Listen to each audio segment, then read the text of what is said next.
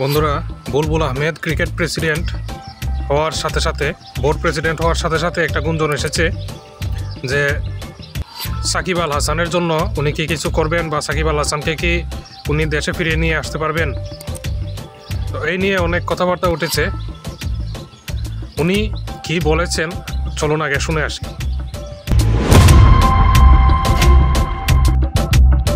সাকিবের ভক্তদের অনেক প্রশ্ন ছিল, বুলবুল ভাই সাকিবের জন্য কি করতে পারে, কি করবে, তিনি বুলবুল ভাইয়ের ভাবনাটা কি। What actually you think about Sakib Al Hasan? Do you think that Sakib still have the energy, still have the capacity to deliver for your country?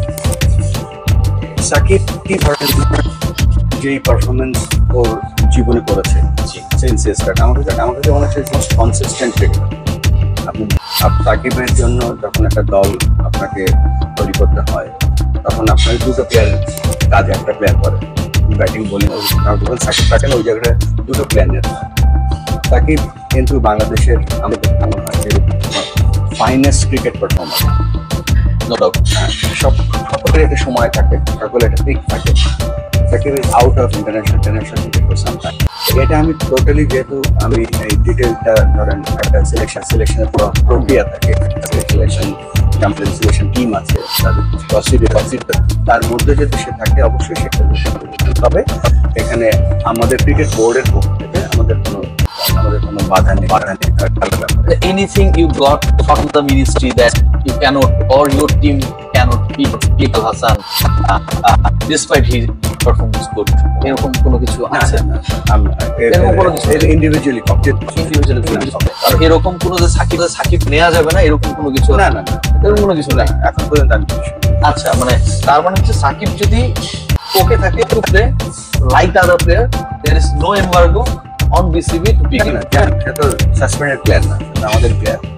তার একটা ছোট সমস্যা ছিল বোলিং অ্যাকশন, সেটাও কভার করেছে। সো এখানে আমাদের ওই ধরনের কোনো ইনস্ট্রাকশন নেই, totally depending on the selection team. তারা যেন ইজ রেডি টু প্লে, খেলবে। আচ্ছা, এবং সেটা এর বাইরে আমি কিছু জানি না, তবে অ্যাজ এ প্লেয়ার তার পারফরমেন্স যদি ঠিক থাকে ভালো।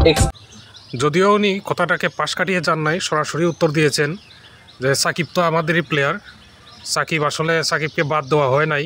হ্যাঁ, কথাটা ঠিক, কথাটা সত্য, কিন্তু আপনি যদি দেশের পরিস্থিতি বিবেচনা করেন তাহলে সে পালিয়ে গেল কেন, সেটাও কিন্তু একটা প্রশ্ন ওঠে। এখন সাকিবকে যদি শুধুমাত্র এই দেশের ক্রাইসিসে, ক্রিকেট ক্রাইসিসের জন্য তাকে খেলানো হয়, তাহলে একটা জিনিস মনেও রাখতে হবে যে এরকম কিন্তু সামনে আরও হতে পারে। কারণ আপনি সুযোগ দিবেন তাহলে দেখা যাবে পরবর্তীতে আরও এরকম করতেছে। তবে হ্যাঁ, সাকিব যদি দেশের মানুষের কাছে, সবার কাছে ক্ষমা চেয়ে আসেন, সৃষ্টিকর্তার কাছে ক্ষমা চেয়ে আসেন, তাহলে সেটা হয়তো বা ভিন্ন বিষয়।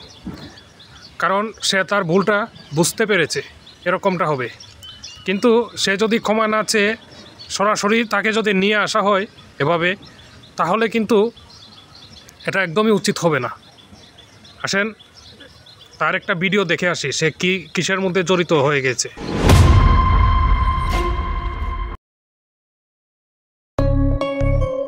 লম্বা সময় পর বিজ্ঞাপনে ফিরেছেন সাকিব আল হাসান, সেটি আবার একটি জুয়ার কোম্পানির বিজ্ঞাপন দিয়ে। 1xBet নামের একটি জুয়ার কোম্পানির বিজ্ঞাপন সাকিবের ফেসবুকে পোস্ট করা হয় শনিবার বিকেল 5:26। অন্যদিকে শনিবার রাত 8টায় শুরু হচ্ছে IPL 2025 আসরের উদ্বোধনী ম্যাচ। সেটি সামনে রেখেই হয়তো বাংলাদেশের বিপুল দর্শকদের লক্ষ্য করে সাকিবকে দিয়ে এই প্রচারণা শুরু করেছে 1xBet। বাংলাদেশের বিদ্যমান আইনে প্রকাশ্যে জুয়া সম্পর্কিত যে কোনো কার্যক্রম নিষিদ্ধ, তবে দেশে না থাকায় আর বিসিবির চুক্তিতে না থাকায় এ ধরনের বিজ্ঞাপন করতে কোনো বাধা নেই তার।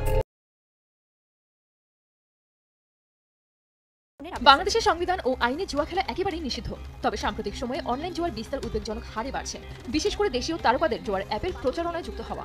শুধু পিয়া, বুবলি, ফারিয়া ও মাহিনন, দেশের অন্যতম সেরা ক্রিকেটার সাকিব আল হাসানও আছেন এই তালিকায়। ক্রিকেট ঘিরে অনলাইন জুয়ার প্রচারণা ক্রিকেটার সাকিব আল হাসানের নাম একাধিকবার এসেছে।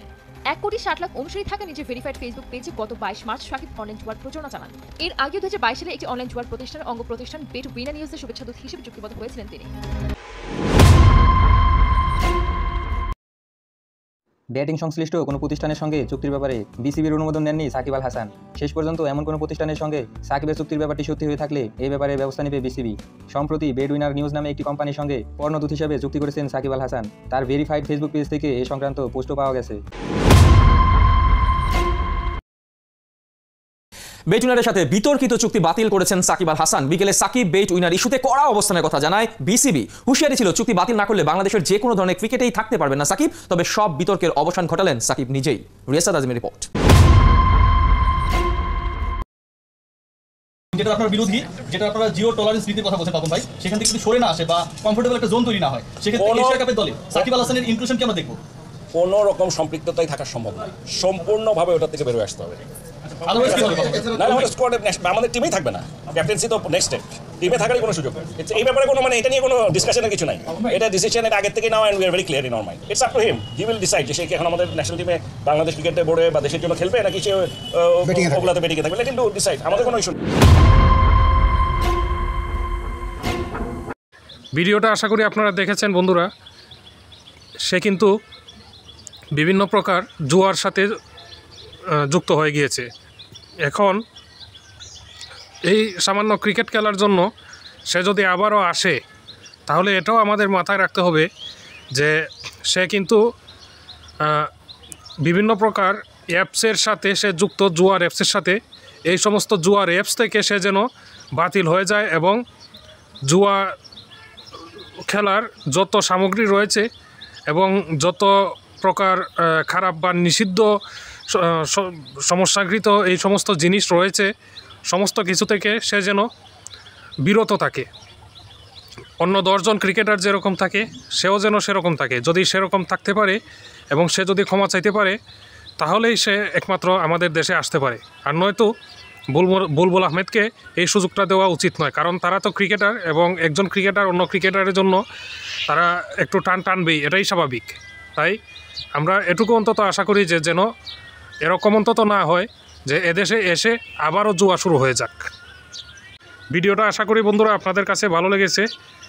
ইউটিউবে দেখে থাকলে সাবস্ক্রাইব করবেন, আর ফেসবুকে দেখে থাকলে একটা পেজে একটা ফলো দিয়ে দিবেন এবং ভিডিওটা লাইক করবেন, শেয়ার করবেন। ধন্যবাদ বন্ধুরা, আসসালামু আলাইকুম।